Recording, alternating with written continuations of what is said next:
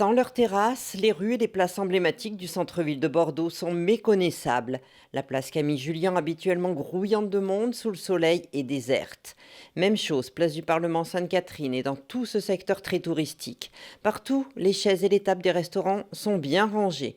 Mais beaucoup s'activent pour préparer la reprise après plus de 2 mois de fermeture. Pour autant, les règles de distanciation vont entraîner un gros manque à gagner. Si nous respectons la distance entre chaque table, qui a priori est d'1 mètre environ, nous allons perdre quasiment la moitié de la terrasse, la moitié des places assises.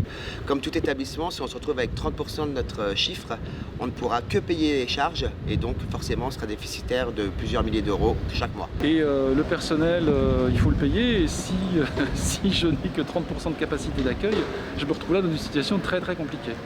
La mairie de Bordeaux a donc proposé d'autoriser la création ou l'extension de terrasses sur l'espace public, au moins pendant cet été. Afin de compenser toute cette perte de chiffre d'affaires qu'ils ont pu avoir. Et donc c'est ce que je vais engager dès lors qu'on connaîtra les prescriptions de l'État en termes de règles sanitaires. Une discussion que je vais engager avec les professionnels et puis aussi avec les riverains, parce qu'il faut que ça se fasse dans un esprit de concertation. Mais je suis prêt à le faire très rapidement. Une mesure vitale pour la plupart des restaurateurs. C'est plus qu'important, c'est vital pour nos commerces. Cette année, ça va être une année particulière, pas trop de touristes, voire pas du tout.